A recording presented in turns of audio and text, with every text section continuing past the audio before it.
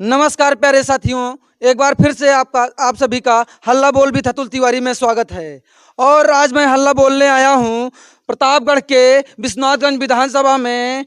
ये ग्राम सभा है सरायाना देव। तो कुछ युवा साथी हमारे साथ जुड़ चुके हैं, आइए सीधा इनसे जानते हैं। और हमारे साथ जुड़ चुके हैं ग्राम प्रधान जी, आइए इनसे जानते हैं कि इनकी ग्राम सभा में क्या विकास हुआ है और इस बार किसकी सरकार बनती इनको दिख रही है। जनता जागरूक है। जो सरकार विकास का कार्य करेगी जनता उसी का साथ देगी। जो सरकार काम करेगी, जो सरकार विकास करेगी, उसी की सरकार इनको बनती दिख रही है। आइए भाई साहब से जानते हैं इस बार किसकी सरकार बनती दिख रही है आपको। भाजपा की। भाजपा सरकार। तो किस मुद्दे पर इस बार चुनाव लड़ा जाएगा 2022 का, क्या लगता है आपको। विकास के मुद्दे पे। विकास के मुद्दे पर योगी आदित्यनाथ जी ने हिंदुत्व का झंडा उठाया है, इस विषय पर आप क्या कहना चाहेंगे भाई साहब। हिंदुत्व एक तो अपनी जगह पे है, विकास मुख्य धारा है। विकास विकास विकास के मुद्दे पर लड़ा जाएगा चुनाव। क्या क्या विकास हुआ है जरा ब्रीफ में बताएं।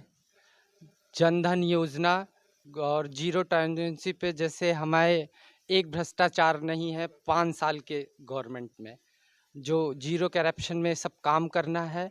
और जो जनधन से जोड़ा गया लोगों को हर घर शौचालय, ऐसी हर घर को राशन, ऐसी कई योजनाएं हैं जो हमारे मुख्यमंत्री द्वारा हर ग्रामीण क्षेत्रों में हर लोगों तक पहुंच रही हैं। विश्व की सबसे चौथी भ्रष्ट पार्टियों में से है भाजपा। अगर आप जानते हैं, आप इस विषय पर क्या कहना चाहेंगे। ये कहीं आप साबित करके दिखा दीजिए किसी उसमें। न्यूज़ अखबार में पढ़ा है, हमने न्यूज़ अखबारों से पढ़ा है, इसीलिए हम जानते हैं कि विश्व की सबसे चौथी बड़ी पार्टी है भ्रष्टाचार में। जी, ये हम लोगों के मामले में, और ये जनता जागरूक है। भ्रष्टाचार होगा तो सामने दिखेगी। फिर से एक बार बाबा मुख्यमंत्री बनने जा रहे हैं, इसी कारनामे से अपने जो उन्होंने किया है आप सबके सामने ही आएगा। क्या लगता है कि इस बार भाजपा सरकार कितनी सीटों के पार पहुंच सकती है। 403 सीटों पर हम पार जा रहे हैं, 300 सीटों के पार। 403 से एनडीए गठबंधन चुनाव लड़ने जा रहा है इस बार। 300 के पार आप कहना चाहते हैं। जी भाई जाएंगे। साहब। और कुछ युवा साथी हैं हमारे, आइए इनसे जानते हैं इस बार किसकी सरकार बनती दिख रही है आपको। भाजपा की सरकार बनती हुई दिख रही है। भाजपा की सरकार बनती दिख रही है। विकास का मुद्दा जोरों पे है। गुंडाराज की क्या स्थिति है, आइए बड़े भाई साहब से जानते हैं गुंडाराज की क्या स्थिति है। क्योंकि सपा के शासनकाल में कहा जाता था गुंडों का प्रदेश उत्तर प्रदेश। आइए इस जानते हैं कि 2017 से 2022 तक कैसा रहा है, क्राइम की क्या स्थिति है, बड़े भाई साहब से जानते हैं। गुंडे तो सब बिल में घुसे हुए हैं। और इसके पहले जितना भी गुंडागर्दी थी, योगी जी ने वो जीरो पे लाके कर दिया है। चाहे अतीक अहमद हो, और सबसे बड़े गुंडों में तो सपा के आजम खान थे, जो सबको इतना बढ़ावा दे रहे थे। उनकी पार्टी के शिवपाल यादव का नाम इतना उछलता था कि इधर सेटिंग उधर सेटिंग, जितने गुंडे थे उनके पीछे लगे रहते थे। तो इस सरकार में किसी के पीछे गुंडे चल नहीं पाए, उनके पीछे पुलिस लगातार लगी रही। इसलिए गुंडागर्दी तो एकदम जीरो हो गया है। और जनता ये चाहती भी है कि ऐसी सरकार हो जो हमको सम्मान सुरक्षा के साथ विकास दे। तो इस सरकार में सम्मान भी मिला है, सुरक्षा भी मिली है और विकास भी मिला है। शिक्षा के क्षेत्र में आप क्या कहना चाहेंगे। शिक्षा के क्षेत्र में, शिक्षा के क्षेत्र में तो इतनी प्रगति हुई है कि आप देखिए हर जिले में लगभग सरकार की कोशिश है कि कोई महाविद्यालय या केंद्रीय स्तर की कोई योजनाएं आ जाएं। यहाँ तक कि हमारे प्रतापगढ़ में अभी तक कोई चिकित्सा विद्यालय नहीं था। अब वहाँ पे राजकीय सरकार के द्वारा एक मेडिकल कॉलेज की स्थापना कर दी गई है। तो प्रतापगढ़ के लिए शिक्षा के क्षेत्र में अब धीरे धीरे हमारे विश्वनाथगंज में ही अल्पसंख्यकों के लिए एक डिग्री कॉलेज खोला गया है। तो सरकार की तरफ से निरंतर ये प्रयास है कि बच्चों को सतत उनके विकास के लिए शिक्षा के अवसर प्रदान किए जाएं। अब जैसे स्कॉलरशिप है, हर बच्चे को लगभग जो पढ़ने वाला है उसको स्कॉलरशिप सरकार दे रही है। 28 राज्य, आप स्वास्थ्य की बात कर रहे हैं, 28 राज्य और 8 केंद्र शासित प्रदेशों में स्वास्थ्य में सबसे पीछे उत्तर प्रदेश है। इस पर आपकी क्या राय है। अब जैसा कि अभी दूसरी लहर आई थी कोरोना की, तो उत्तर प्रदेश ने अपनी व्यवस्था से सबको चकित किया है। पूरे वर्ल्ड ने ये देखा है कि उत्तर प्रदेश की सरकार माननीय योगी जी की नेतृत्व में जिस तरीके की व्यवस्था इस कोरोना काल में किया, वो पूरे विश्व ने इनका लोहा माना है। तो इसको हमको बताने की जरूरत नहीं है कि कौन सी रिकॉर्ड कहाँ पे है। जनता ये जानती है कि हमारी सरकार किस तरीके का काम कर रही है। कोरोना काल में विपक्ष तंज कसता है कि गंगा की नदियों में लाशों का ढेर लगा रहा। इस पर आपकी क्या राय है? देखिए, विपक्ष तो ये तंज कसता रहेगा, आरोप लगाता रहेगा, क्योंकि उसके पास दूसरा कोई चारा ही नहीं होता है सिवाय कमियों के ढूंढने। कमी ढूंढने की क्या बात है? अगर आप देखे होंगे तो ये तो गंगा जी के किनारे जो लाशों का ढेर है जो दिखता है, तो जो गरीब जनता है वो लाशें ले जा करके वहाँ पे गाड़ती है, क्योंकि उसके पास इतना सुविधा नहीं होता है। और जब कोरोना काल में जो भी लोग मरे हैं, हमारे पास तो रिकॉर्ड है, सरकार सारी रिकॉर्ड रखती थी, जो भी सेवाएं उनको दी जाती थी अगर किसी के मृत्यु पर। ये आप अब भी जाइए या 5 साल पहले भी जिसने गंगा घाट का मुआयना किया होगा या वहाँ गए होंगे तो ये दिखा होगा। अब लाशें खोद कर जो कपड़े दफन हैं उनको वहाँ पे लोग रेत आ जाती है, ले गए लाशें जलाए किनारे, तो जो कपड़े फेंके रहते हैं वो सब टीले बन जाते हैं वहाँ पे। तो ये सब खोद के दिखाना जी, दूसरी बात। 300 यूनिट बिजली फ्री देंगे, इस पर आप क्या कहना चाहेंगे? सपा सरकार के मुखिया ने कहा है कि 300 यूनिट बिजली फ्री मिलेगी, 1500 रुपये पर मंथ महिलाओं के खाते में आएगा और ढेर सारे लुभावने दिए गए हैं। इस पर आपकी क्या राय है? देखिए, 300 यूनिट बिजली फ्री, हम मानते हैं 300 यूनिट बिजली, लेकिन महीने 300 यूनिट बिजली उनकी आएगी?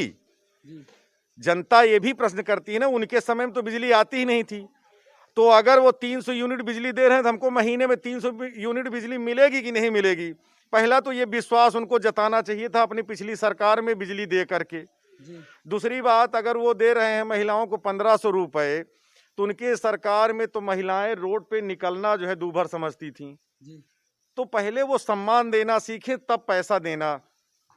महिलाएं सुरक्षित नहीं थी सपा के शासनकाल में, लेकिन क्राइम रेशियो 60% अब भी है। पहले 100% हुआ करता था, 80% होता था क्राइम, आज भी 60% रेशियो में क्राइम हो रहा है। बलात्कार, हत्या जैसे कई केस सामने आए हैं। इस पर क्या राय है आपकी? 60% के रेशियो में कमी दर्ज की गई है, जो रिकॉर्ड है 5 साल में। देखिए, कोई भी 60% की कमी है, कहीं कहीं 30% है, किसी में 60% है, कहीं पे 10% है। मतलब अगर ओवरऑल देखा जाए हर तरह के क्राइम को, तो 60% के नीचे ही हैं। पहले अगर 100% थे तो आप सोचिए कि 5 साल में किस तरीके से इतनी कमी की गई। आज कोई भी सरकार 5 साल में सारी चीजें दुरुस्त नहीं कर सकती, क्योंकि जो पुराने समय में 5 साल पहले व्यवस्थाएं बना दी गई हैं, इतने लोगों को जोड़ दिया गया, कहीं न कहीं लोग उनके घुसे हुए हैं, उनको ठीक करने में 5 साल और लगेंगे। तो इसलिए 5 साल और हम योगी जी को मुख्यमंत्री के रूप में देखना चाहते हैं। प्रियंका वाड्रा लड़कियों के लिए लड़की हूँ लड़ सकती हूँ का नारा दी हैं। स्कूटी फ्री में मिलेगी लड़कियों को और युवाओं के लिए भी कई लुभावने हैं। इस पर आपकी क्या राय है? अब वो तो कुछ भी दे सकती हैं, क्योंकि उन्होंने 70 साल तक देश को बहुत कुछ दिया है। इतने भ्रष्टाचार, इतने लूटपाट, ऐसे ऐसे भ्रष्ट राजनेता पैदा कर दिए कि जो पूरा कॉमनवेल्थ तक खा गए।